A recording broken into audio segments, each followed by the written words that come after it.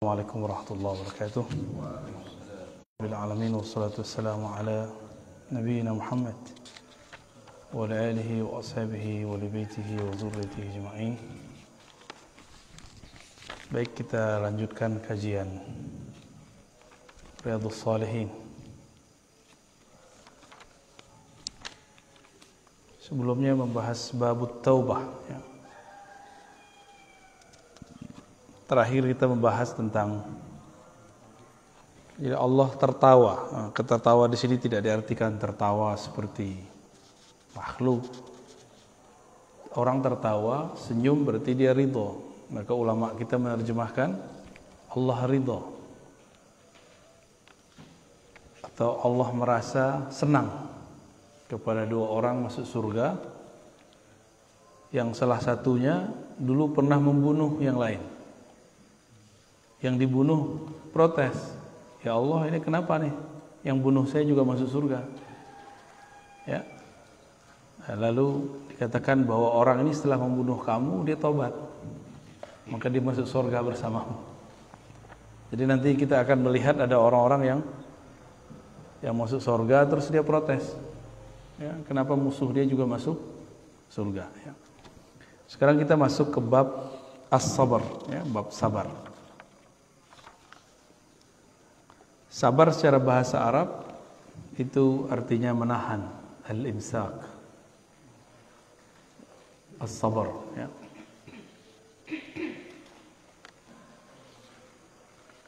Sabar itu banyak macamnya, tidak hanya musibah, termasuk ngajar itu perlu kesabaran ya. Ngurus masjid butuh kesabaran ya. Ngurus RT, ngurus butuh kesabaran ya Pak RT ya. Semuanya perlu kesabaran ya.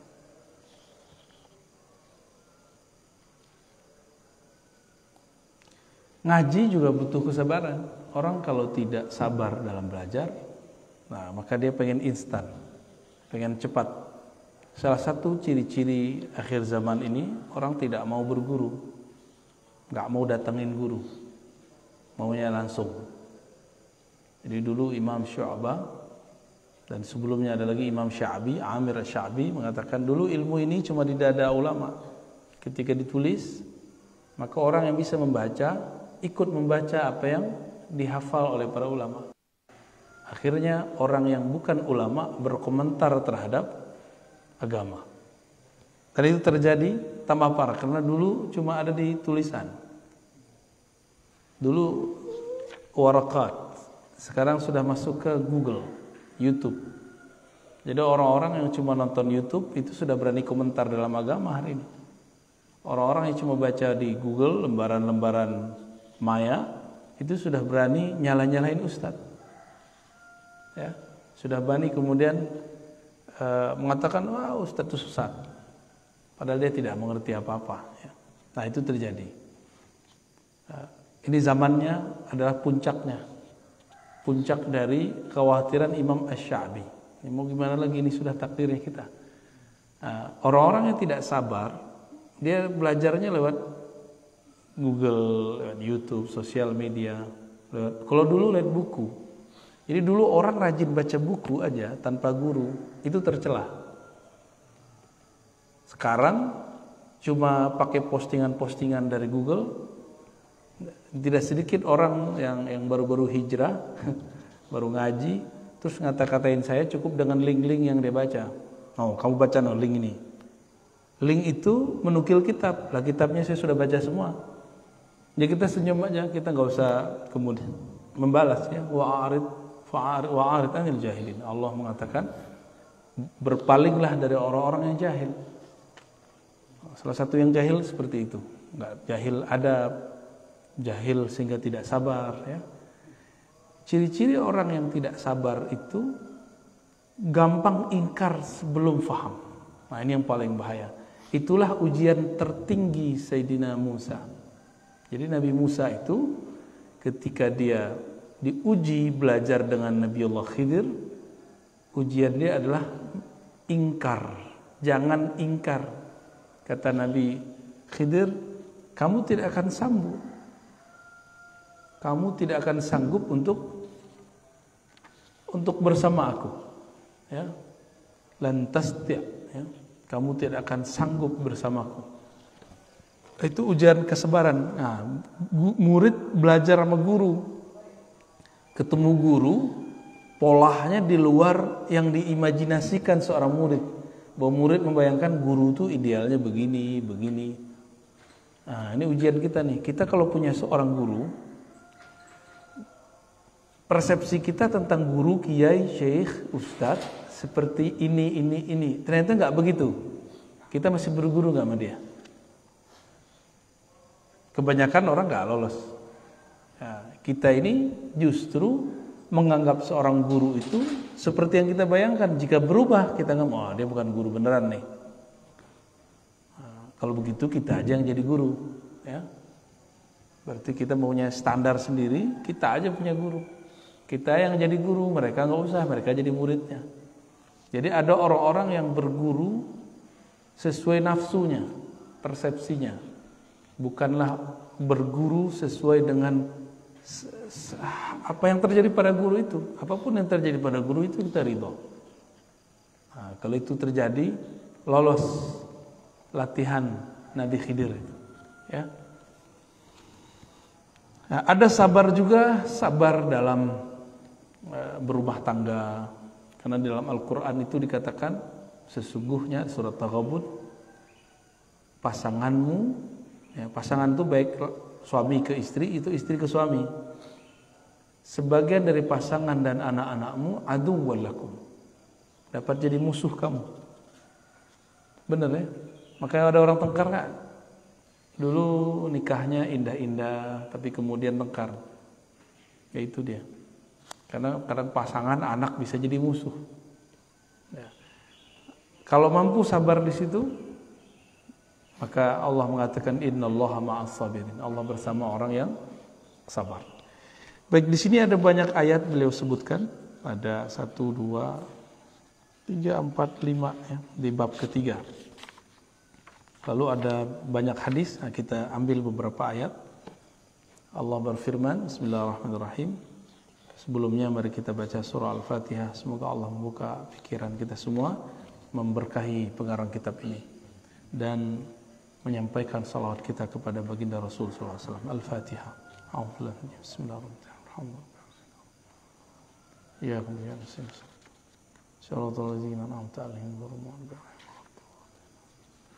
Bismillahirrahmanirrahim. Ya ayyuhalladzina amanu isbiru wa sabiru. Nah, ini akhir dari surat ketiga, surah Ali Imran.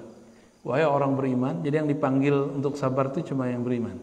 Ya ayyuhalladzina amanu isbiru, wahai orang beriman, isbiru, bersabarlah, bertahanlah. Wasabiru, dan berwasiatlah satu sama lain dalam kesabaran. Nah, jadi kalau di rumah tangga, kadang kita yang sabar, kadang pasangan kita yang sabar. Kalau kita di komplek, ya, kadang kita harus nahan-nahan diri. Ada juga sabar yang jarang dibahas orang, adalah sabar menahan dua hal, nikmat dan rahasia. Menahan untuk tidak posting nikmat yang kita dapat, habis dari mana posting. Itu kalau teman-temannya iri, ya selesai sudah, nanti dikomentarin macam-macam. Karena ada ungkapan kullu man'umin mahsud. Setiap orang yang dapat nikmat pasti kena hasad. Pasti ada yang hasad sama dia. Ya. Setiap orang-orang yang dapat nikmat pasti ada yang hasad.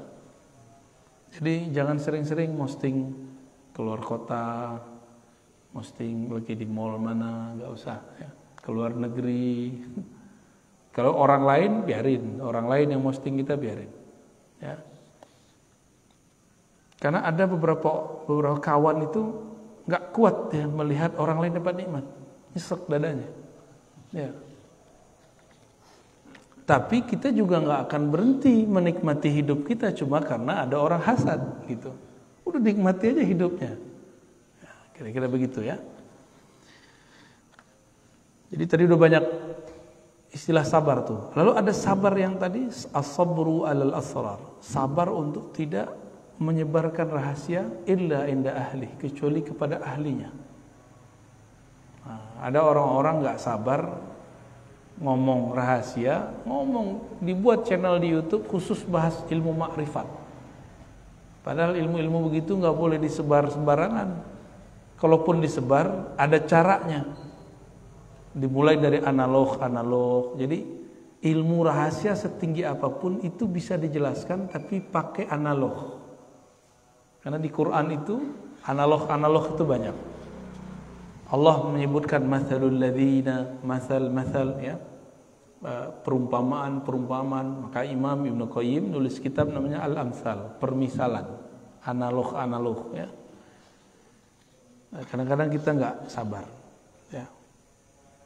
Ada kawan saya sekarang dia manhaj dakwahnya agak berbeda ya. Dulu waktu dia berdakwah, dakwah di kapal, ada orang minum-minum. Assalamualaikum. Ada orang suka minum-minum. Langsung mau dia labrak itu orang. Namanya orang mabuknya masih separuh, itu bisa main golok. Udah hampir dibunuh itu Ustadz. Karena gak sabar ingkar kepada orang yang sedang mabuk. Jadi mau ingkar saja ada caranya, gak boleh asal ingkar. Nah, maka setiap di sini ada namanya ukuran kedewasaan jiwa. Ada kedewasaan ruh. Ruh itu dewasa kalau dia mampu menahan rahasia-rahasia Allah dan mengerti rahasia-rahasia Allah. Kalau jiwa yang sabar itu menunjukkan jiwa itu sudah tua, sudah matang, walaupun tubuhnya masih muda.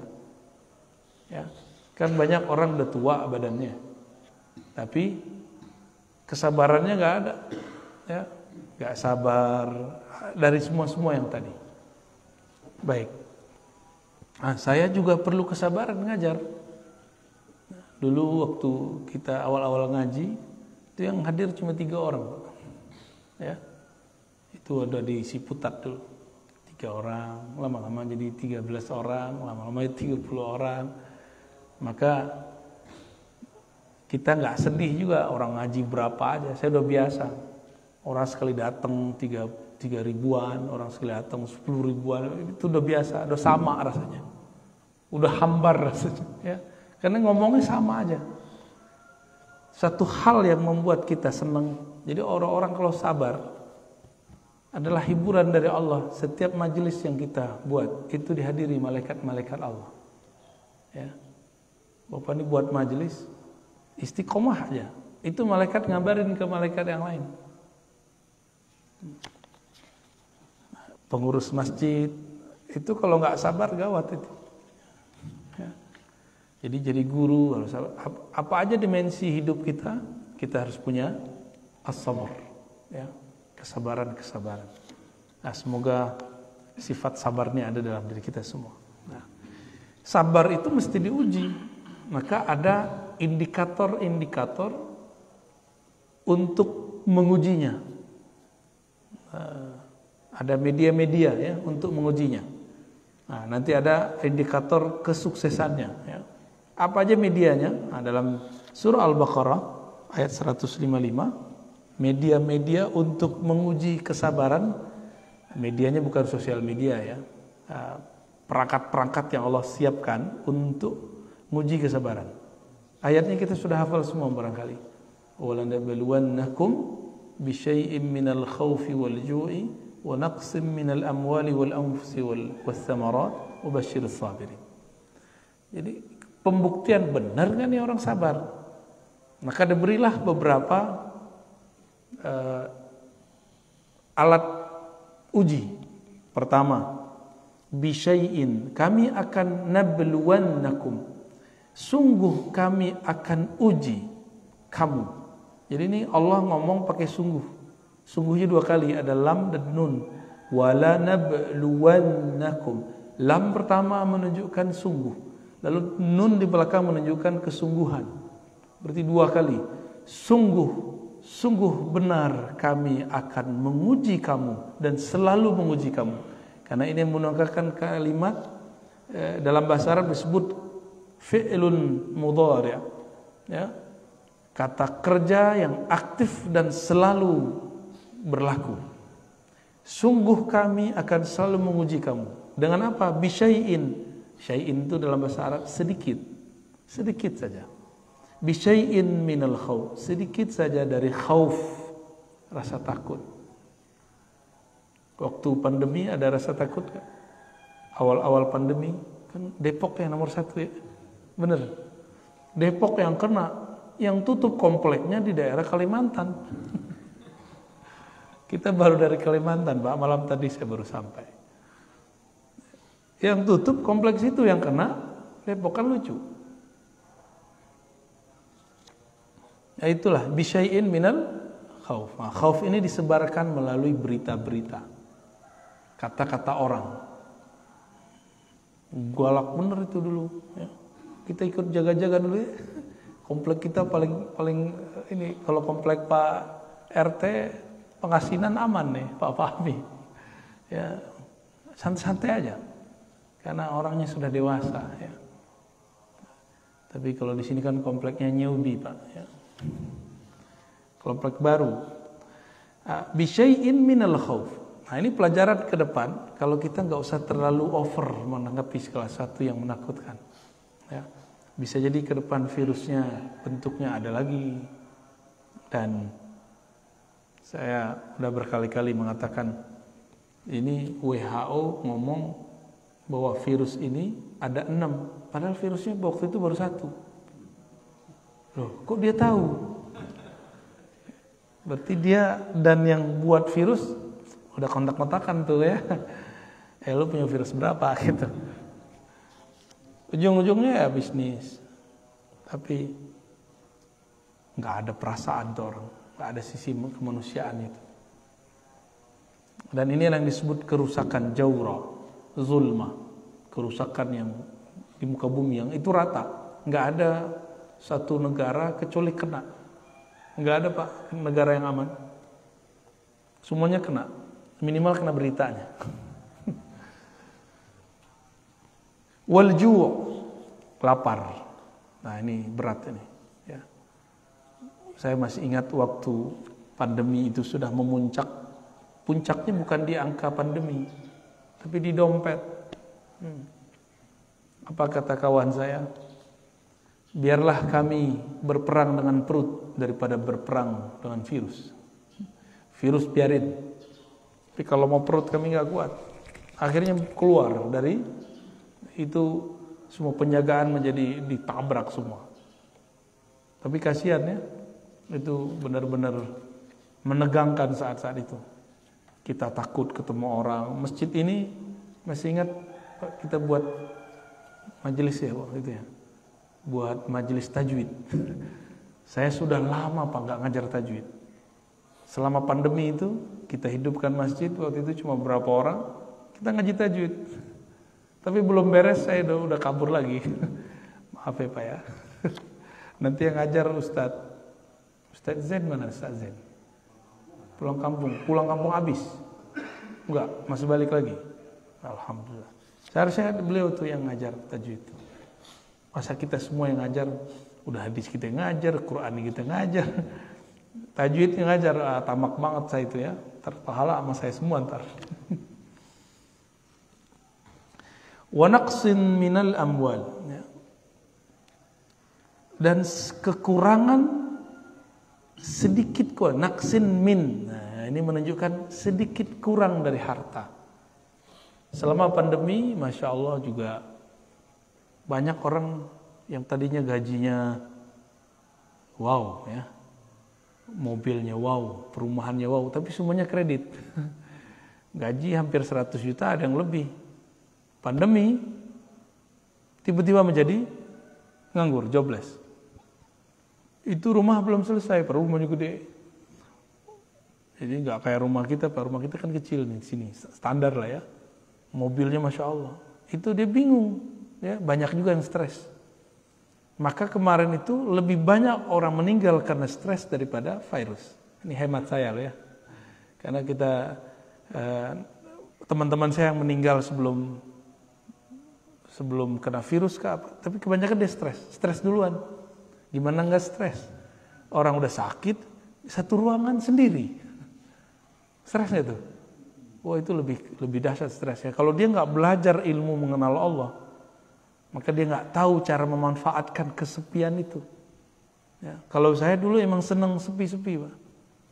Jadi saya dulu waktu kecil itu dilatih untuk zikir sendiri 40 hari 40 malam. Nggak boleh ngomong kecuali sepentingnya. Kita cuma 3 tuh ya di surau itu. Saya di tengah, di sudut teman saya itu bertiga aja. Kita nggak ngomong-ngomong kecuali di waktu-waktu tertentu. Lampu yang dihidupkan cuma lampu kecil sekali. Sehingga udah terbiasa sepi. Kayak saya bilang ke orang di rumah, kita cari rumah yang agak ke hutan-hutan yuk. Nggak mau deh. Sudah terbiasa sepi gitu. Maunya di komplek. Kalau di komplek, urusannya komplek, Pak ya. Wal anfus, ya. Dan kekurangan jiwa, maksudnya mati.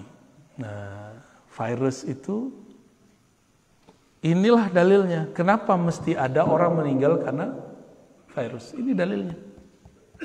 Bahwa memang akan selalu ada, apapun itu namanya, entahkah virus, entahkah musibah alam, bencana, apapun namanya, nanti akan terjadi. Mungkin kita akan menyalahkan virus, menyalahkan yang baru disuntikan ke kita itu apa? Vaksin. Itu kan konsep kita, Pak. Kalau ditakdir Allah, orang ini meninggal tanggal sekian, hari sekian. Dibuatlah sejarahnya biar nggak terlalu mencolok, dia meninggal setelah kena virus atau setelah dimasukin. Ya, itu cuma jangan ketipu, jangan salahkan siapa-siapa. Ya, kenapa saya katakan begitu?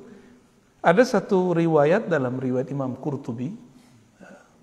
Riwayatnya menyebutkan malaikat maut yang dalam bahasa Ibrani disebut Israel, dalam bahasa Arab itu masih diperdebatkan namanya. Malaikat maut.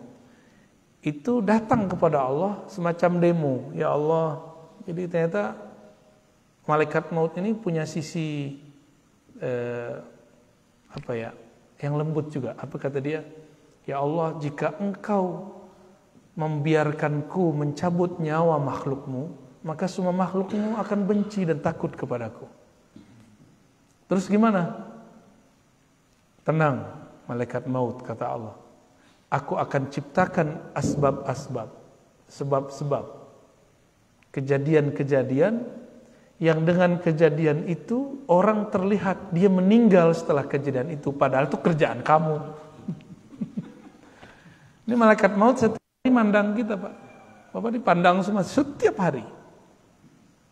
Kalau dia berkedip, mati kita. Ini gampang sekali bagi malaikat maut untuk mematikan kita. Dia sudah punya tanggalnya semua. Tanggalnya, detiknya. Ya, jadi kalau ada kawan kita meninggal karena virus, bukan karena virus itu yang membunuh dia. Banyak kok orang kena virus di luar sana, nggak mati-mati kok. Ya. Kawan kita tiap kali ada virus ini D3 ya, kena terus, Pak. Nggak mati-mati. Positif terus dia. Nggak mati-mati. Karena emang takdir dia belum mati dengan virus itu. Mungkin dia mati nanti. Ini wanaksin minal amwal. Tapi orang kan nggak sabar. Orang kemudian menyalahkan ini, menyalahkan itu. Ya. Wathamarat. Nanti akan ada juga ujian paceklik. Kurangnya buah-buahan. Kurangnya bahan makanan. Nanti orang nggak akan sabar. Ya. Berarti ada berapa perangkat-perangkat alat uji kesabaran. 1, khauf, berarti psikis. Ju, fisik, lapar. Harta berkurang, berarti fisik, materi. Al-anfus, juga fisik, manusia. Jadi ujian terberat itu justru psikologi. Ya, psikologi kita yang dihancurin. Maka dimulai dengan kata khauf. Lapar nomor 2. Maka hati-hati konsumsi berita. Alhamdulillah saya sudah nggak nonton berita, Pak. Kalau orang ngasih tahu, kamu udah lihat belum berita ini? Baru kita cari di YouTube. Jadi saya nonton berita itu lah di YouTube. Jadi nggak mau membuat kita terpapar setiap hari dengerin berita. Itu kan konyol orang hidup hari ini. Ya, menurut saya itu kekonyolan. Untuk apa dia dengerin sesuatu yang nggak penting dia dengerin? Kan buang-buang memori. Ngapain nggak dengerin Quran aja, dengerin ngaji aja? Ya. Kan sama aja kan dapat berita. Ini berita dari Allah, ini berita dari makhluk. Pilih mana? Ya, alhamdulillah kayak dunia ini lebih nyaman. Jadi waktu pandemi lagi ramai, saya nggak mau dengerin. Makanya kita waktu itu udah hidupin masjid ya. Sama beliau nih kita hidupin masjid. Ya, orang-orang bahlul sekomplek ini. Orang pada takut kita buat majelis di sini. Ya. Ada berapa orang itu Pak? Ya, 5 orang ya. Ini beliau nih, Pak mantan RT kita. Juga sama. Ya, ada satu lagi yang Pak Guru mana nih Pak Guru nih? Pak Rohman. Nah, itu dulu kita bareng-bareng tuh.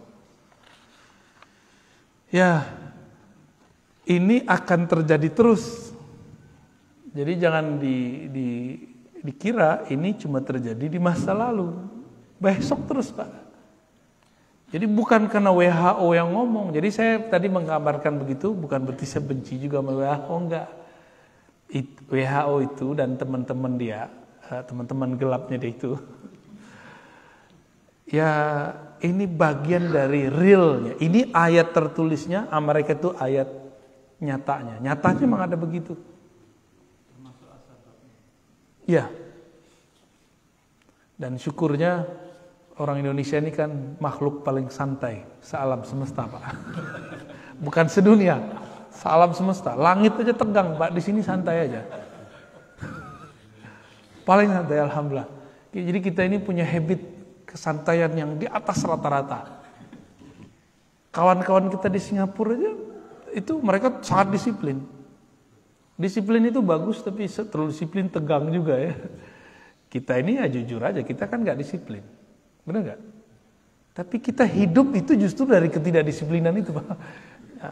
Maka mohon maaf, saya tidak suka membandingkan negara kita dengan negara jiran, dengan negara Amerika, Prancis, Jerman. Saya nggak suka. Kemajuan kita justru dalam kesantaian itu. Jadi jangan kemudian mengatakan, oh Indonesia ini begini ya. Ya, kamu nggak tahu inilah power of Indonesia, Indonesian, ya. Indonesian power lah ya, al-quwah, al-Indonesia. Kekuatan orang Indonesia itu di santainya. Bapak coba lihat orang Indonesia jalan. Lihat orang jiran jalan, beda Pak kita jalannya. Benar nggak? Maka sekarang muncullah istilah kaum rebahan. Waduh, Masya Allah. Itu kan bahasa lain dari kesantaian.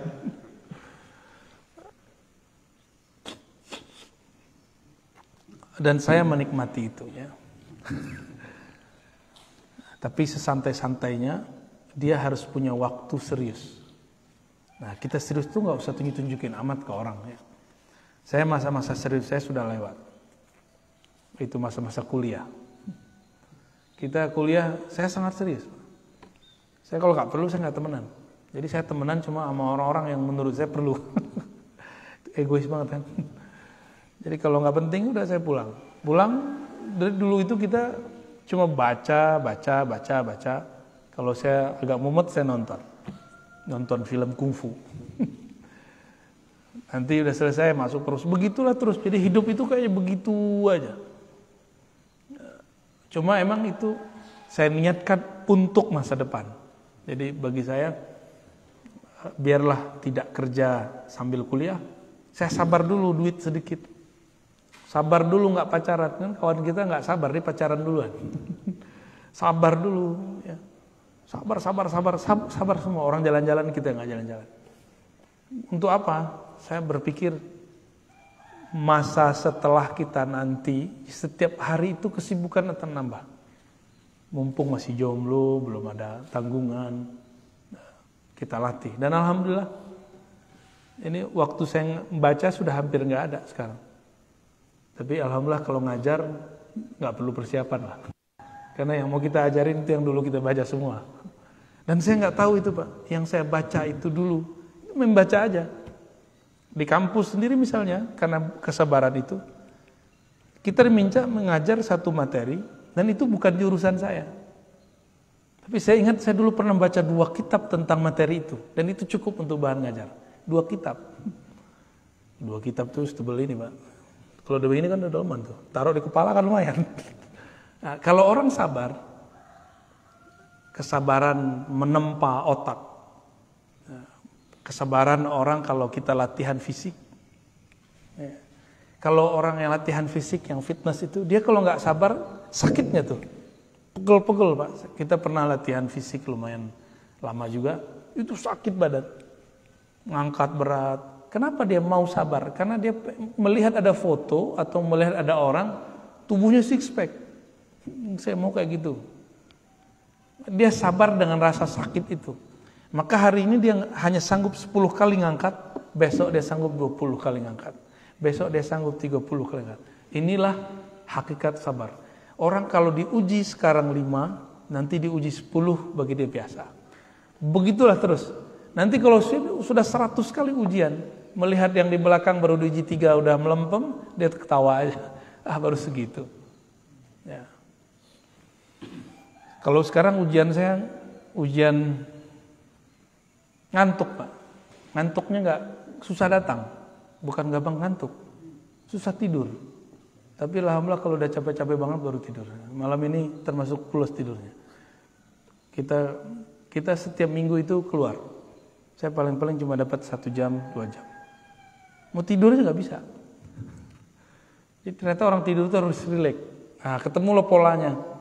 Oh, harus rileks. Dalam rileks itu kita bisa tidur walaupun cuma beberapa saat. Rileks itu kalau bagi psikolog mungkin dengan cara conditioning. Tapi kita kan belajar zikir. Ternyata dengan zikir itu lebih dahsyat. Gitu. Maka orang yang tidurnya 1 jam, tapi dalam zikrullah itu sama seperti orang yang tidur 8 jam.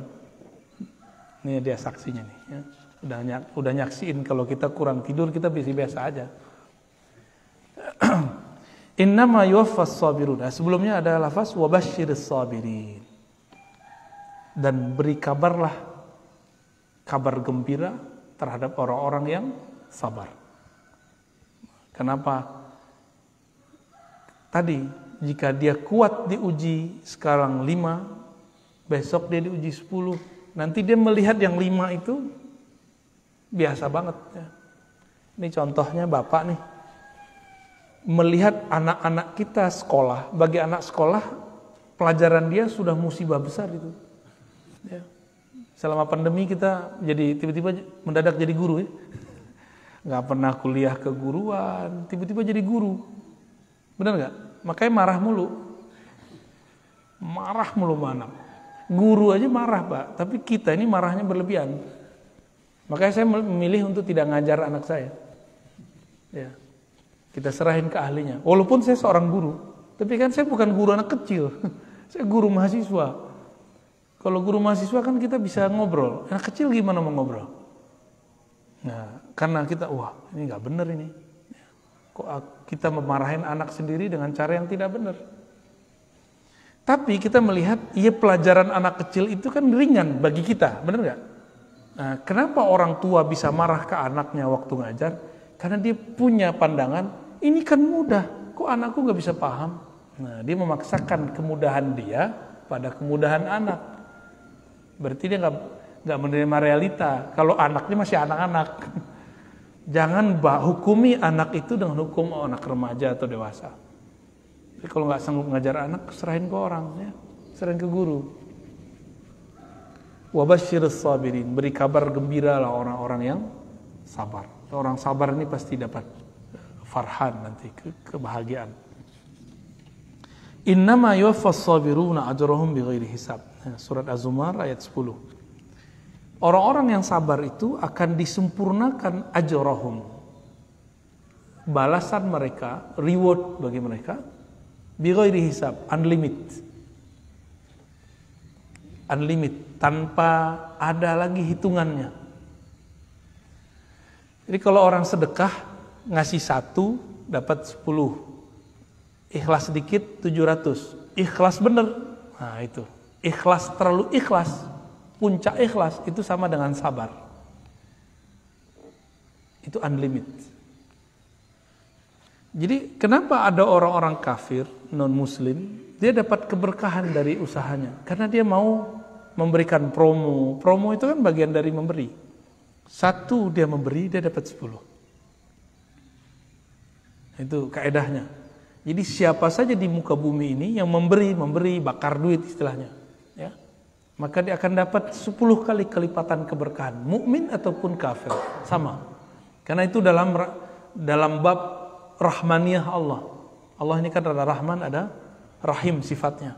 Rahman untuk semua makhluk. Nah, mereka tuh dapat rahmannya. Maka dia promo. Orang kita yang muslim kan enggak. Barang bagus tapi enggak pernah promo. Akhirnya enggak laku-laku. Begitu juga dalam hal-hal beragama, ya. Innama yuwaffas sabiruna ajrahum bighairi hisab. Dulu saya dilatih oleh guru saya untuk zikir awalnya 1000. Terus beliau perintahkan 5.000. Terus perintahin 11.000. Terakhir suruh 70.000. Habis itu beliau bilang, udah sekarang mau bebas, mau zikir berapa aja boleh. Jadi ternyata angka-angka ini cuma latihan. Udah zikir, pernah ngitung zikir nggak Pak? Nabi kan ngajarin 33, 100, 70 ya. Itu kan latihan-latihan semua. Pagi 100 itu 1 zikir. Kalau kalimatnya ada 5, ada 500. Berarti 500 kali kita melatih. Kalau kalimatnya 10, udah 1000. 1000 kali kita menyebut nama Allah. Ternyata latihan-latihan ini dilakukan oleh istri-istri Nabi. Juwairiyah, Sofiyah, sahabat Nabi, Abu Hurairah. Itu mereka punya alat tasbih untuk latihan zikir. Cuma sekarang orang udah jelas riwayatnya begitu, mereka kemudian karena dari awal sudah anti tasbih, akhirnya mengharamkan itu dan sibuk di situ. Padahal intinya zikir, bukan di tasbih, nggak pakai alat tasbihnya. Jadi kita kadang-kadang gagal fokus. Ya, yang penting itu zikir, masalah cara itu terserah. Boleh pakai tangan, boleh pakai biji, karena itu ditunjukkan semuanya dalam hadis Nabi. Ya. Adapun orang yang melarang dia salah terjemah riwayatnya. Di riwayat itu kan Nabi ngomong, maukah engkau aku tunjukkan yang lebih afdol daripada menghitung pakai tasbih, pakai alat biji. Aku tunjukkan yang lebih afdol. Nabi nggak bilang itu tidak benar, kamu nggak boleh pakai biji tasbih, enggak. Nabi cuma mengatakan yang lebih afdol. Maka muncullah kalam. Tadinya sahabat Nabi baca subhanallah bihamdi subhanallahil azim. Itu zikirnya. Dibaca oleh beliau, istri Nabi Juwairiyah dan Sofiyah 4.000. Jadi bijinya 4.000. Itu biji ditumpuk 4.000 Pak. Dulu kan belum digabung pakai tali dulu. Jadi beliau minta subhanallah bihamdi subhanallah 4.000 biji tasbih. Ternyata dalam ilmu zikir, jadi ilmu zikir ini beda dengan ilmu fikih. Ilmu zikirnya ada kurikulumnya. Kurikulum pertama menghitung. Hitung dulu, sabar nggak hitung. Setelah istri beliau matang dalam menghitung, maka beliau mengajarkan kurikulum berikut yang lebih tinggi daripada menghitung. Nih zikirnya. Subhanallah bihamdi ada khalqihi wa zinata arsyihi wa midada kalimati. Engkau jika baca ini sama dengan zikir 4.000. Jadi dalam bab tentang keilmuan zikir, ada satu zikir kelipatan 4.000. Jadi saya ngitungnya satu lafaz ini sama dengan 4.000, bahkan lebih. Tapi sebelum sampai ke situ, kita harus ngerti dulu, jalanin dulu yang ini. Gitu. Kami dulu dapat tugas meneliti hadis. Kalau sekarang, kalau tahu caranya Pak, meneliti hadis cukup pakai Google. Di Google itu nggak selamanya juga jelek ya. Ya, kalau bagi saya peneliti, itu hadis-hadis itu kita teliti. Awal-awal saya dulu belajar meneliti hadis, itu manual. Masuk ke perpus, cari pengarangnya, kumpulkan 10 kitab. Kita cari satu-satu manual, dan itu nikmatnya bukan main. Kesabaran mencari itu, nggak tahu ada apa istilahnya?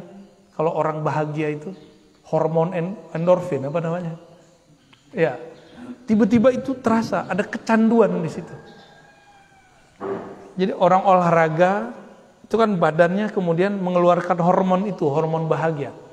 Sama dengan orang berlelah-ria dalam bekerja, berpayah-payah dalam meneliti, dia akan mencoba, akan merasakan itu. Lalu kami baru menggunakan aplikasi. Dulu belum ada di Google, belum banyak. Pakai aplikasi. Terakhir sekarang aplikasi itu udah masuk ke Google, Play Store segala macam. Tinggal search langsung keluar. Kalau nggak tahu kaidah awal, kita nggak bisa mengetahui ini hadis gimana. Karena di Google banyak sekali. Sama kayak orang ahli saham melihat yang itu dia ngerti kan, nah pasang nih, kan gitu. Kami juga gitu Pak. Kalau sudah mengerti manualnya, yang ini nanti ketahui, ini hadis ini sahih, ini nggak sahih. Cuma sekali lihat cukup. Seperti dokter yang mengerti medical check up. Kalau kita ngelihat hasil medical check up, ngerti nggak? Nggak ngerti. Tapi kalau dokter, oh kamu jantungnya masalah. Kayak dukun aja dia. Ya. Kalau orang Cina dulu kan pegang tangan. Oh ini livernya masalah nih. Jadi medical check up-nya beda-beda cara. Sama, orang yang sudah belajar sabar dalam alat-alat yang manual ini, dia akan mudah mendapatkan yang itu. Ini yang disebut wabasyiris sabirin. Beri kabar gembira orang-orang yang sabar. Lalu ada ayat walaman, ini belum masuk hadis nih ya. Walaman sabara wa ghafara inna dzalika lamin azmil umur. Dan sungguh orang yang sabar wa ghafara. Ghafara ini mengampuni. Allah itu kan ghafur. Nah, inilah ayat yang mengajarkan Allah itu punya nama sabur, ghafur, sabur penyabar, ghafur pengampun. Lalu dijadikan kata kerja, ini dia. Jadi Allah itu nyuruh kita meniru sifat-sifat dan namanya yang pantas ditiru. Nah, ini di sini ada dua yang ditiru, sabar dan ghafar. Allah itu menyebut dirinya sabur. Maksud Allah penyabar itu apa? Allah setiap hari dikhianati, Allah setiap hari ada orang yang kurang ajar sama Allah, banyak nggak? Tiap hari, Allah sabar nggak? Allah sabar. Masa kita nggak sabar? Ya, maka kita ini kalau ada orang kurang ajar sama kita, jangan langsung ditanggapin. Ya, biasa aja Pak, santai aja. Ya. Ada orang ngata-ngatain kita. Oh, kalau sekarang ngata-ngatainnya, kalau Bapak sudah masuk YouTube, di YouTube ntar orang ngata-ngatain kita. Kalau Bapak masuk Facebook, di Facebook orang ngata-ngatain kita. Kalau udah masuk TikTok, di TikTok tuh. Cuma TikTok ini kan sudah ada yang kata-kata kasar dihilangin. Ya, kata-kata apa ekstremis itu dihilangin. Cuma yang jorok-jorok masih banyak. Nah, kalau Bapak masuk Instagram, di Instagram orang ngata-ngatain. Itu udah biasa, cuma beda alam. Ini kan ini zamannya. Orang jalan-jalan kemana, ke luar negeri, sama tetangga sini gak kenal. Ini gak? Punya teman banyak di alam maya. Ngobrol sama tetangga gak pernah. Kita masih ngobrol Pak RW ini. Alhamdulillah. Aneh, ini zaman aneh udah. Maka kesantaian ini harus dijaga Pak. Ya. Ya. Selamat hidup santai. Masa depan cerah. Inna dzalika lamin azmil umur. Orang yang suka sabar lalu memaafkan. Nah, memaafkan, memberi ampun itu kan karena santai. Udah santai aja, kan gitu. Orang ini punya azmil umur. Dia punya inti-inti dari suatu urusan. Maka Nabi ulul azmi sifatnya dua. Sabara, ghafara. Sabar dan memaafkan. Jadi nggak ada Nabi ulul azmi kecuali dia dapat dua ini. Nabi Nuh 950 tahun, Pak. Yang ngaji itu cuma beberapa orang sama beliau. Ya. Jadi saya kalau di komplek orang ngaji segini, saya udah bersyukur bener udah, ya. Karena Nabi Nuh, Masya Allah, ya. Tapi namanya harum kan sampai sekarang. Kalau ujian Ustadz itu Pak, di luar rame, di sini enggak, makan hati. Nah, tapi karena saya sudah biasa sepi dari dulu, itu biasa aja. Ya. Dulu yang ikut cuma 1, 2, 3 kita baca dulu. Ini biasa aja udah. Maka orang kalau langsung terkenal itu bahaya. Kan sekarang banyak orang yang nggak sabar untuk syuhrah. Nah, ini kalau terjadi, maka adalah ustadz stres. Pernah udah ngeliat ustadz stres belum? Saya udah ketemu ada ustadz stres, gila udah miring. Ngomong-ngomong sendiri kayak ceramah sendiri. Pengen terkenal posting sendiri. Ya, nge-like sendiri. Lah nggak ada yang nge-like. Paling teman dia aja, ponakan dia. Kita itu nggak usah berpikir ke sana. Kita itu berpikir apa yang bisa kita buat. Nah, mau sabar di situ, maka disebut punya azm. Nah, Nabi Nuh itu disebut Nabi Ulul Azmi karena dia nahan itu 900-an tahun. Ya. Kita baru punya anak berapa tahun udah menghardik-hardik anak aja ya. Baru punya istri berapa tahun udah bilang istri durhaka. Baik, ista'inu bis sabri was salah innallaha ma'as sabirin. Ini orang banyak nanya, cara khusyuk gimana? Nah, coba lihat ayatnya. Ista'inu, minta tolonglah kepada Allah dengan sabar dan sholat. Bukan sholat dulu, sabar dulu. Sabar dan sholat. Sabar berilmu, sabar ngaji. Ini banyak sekali yang minta talqin zikir sama saya. Kita bilang, metode saya ngajar bukan langsung talqin. Talqin zikir itu membimbing orang membaca nama Allah. Enggak, yang pertama itu ngaji dulu. Sabar dulu ngaji. Karena orang yang sabar bersama Allah. Kalau sudah bersama Allah, sholat khusyuk enggak? Jadi cara khusyuk bukan dengan cara aneh-aneh. Sabar aja. Sabar ngaji, sabar zikir, sabar ngaji, sabar mujahadah, sabar khidmah. Kalau sudah sabar semua, takbir langsung bersama Allah. Karena orang sabar itu selalu bersama Allah. Innallaha ma'as sabirin. Surah Al-Baqarah 193. Jadi metode khusyuk paling cepat, sabar. Gak perlu belajar thariqat aneh-aneh. Gak perlu belajar pelatihan ini, pelatihan itu. Sabar aja. Tapi sabar versi Allah, bukan sabar versi kita. Kita kan sering ngomong, aku udah sabar tapi kok enggak, berarti belum sabar. Ya, orang sabar nggak ada ngomong begitu. Terakhir, berarti kita baru nyampe di ayatnya, tapi ini ayatnya sudah dahsyat ya. Walanabluwannakum, sungguh benar-benar kami akan selalu menguji kamu, hatta na'lamal mujahidina minkum wassabirin, sehingga kami mengetahui. Na'lam, kalimatnya pakai na, kami di situ sebenarnya bukanlah Allah semata, tapi malaikat, wali-wali Allah, nabi-nabi Allah tahu kalau kamu ini pejuang atau orang-orang yang sabar. Ya. Mumpung belum perang. Ini kan belum perang, Pak. Nanti itu perang itu urusannya urusan perut. Negara sama negara bisa invasi nanti. Asbabnya bisa virus, disebar, segala macam. Makanya kita udah melihat gejolak itu sudah mulai muncul. Dan negara-negara yang sudah mulai sadar, mereka baca prediksi yang bagus. Mereka sudah bisa mempersiapkan militernya. Walaupun tukang komentar ya, yang ada di YouTube, sosial media mengatakan sekarang perangnya perang opini, enggak, nanti bakal ada perang fisik. Dan itu Nabi yang ngabarkan. Nabi yang ngabarkan akan ada perang fisik. Ya, jangankan itu ya. Kita aja kalau berperang sama perut, mau perang dengan ini kan kita mirip perang dengan perut. Ya, mau tonjokan orang sekarang berani. Nah, di dalam Al-Quran dikatakan, sungguh-sungguh kami akan selalu menguji kamu. Sehingga para nabi, para wali, para malaikat tahu siapa di antara kita yang pejuang, mujahidin, siapa di antara kita yang sabirin. Ya, mujahid artinya orang-orang yang berjuang. Berjuang sekarang itu beda dengan berjuang nanti. Orang yang sabar perjuangannya sekarang, dia lebih afdol daripada orang yang sabar nanti.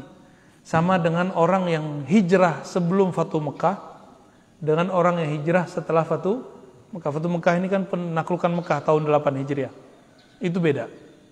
Nah, orang-orang yang sudah mulai sadar sekarang ini, itu beda apa dengan sadar ketika nanti sudah mulai kacau. Ya. Nah, mumpung belum ada paceklik yang panjang. Kalau kata ahli ekonomi, kata ahli bahan bakar, 2030 bensin habis. Kata orang bisnis biasa untuk memajukan mobil listrik. Ya, kata orang bisnis. Tapi ini real, Pak. Ini real. Hitung-hitungan ahli pengamat tentang kekuatan bahan bakar di dunia, itu belum ketemu lagi lumbung-lumbung baru yang bisa mengcover 50 tahun ke depan. Ini kuatnya semua negara paling 10 atau 15 tahun ke depan.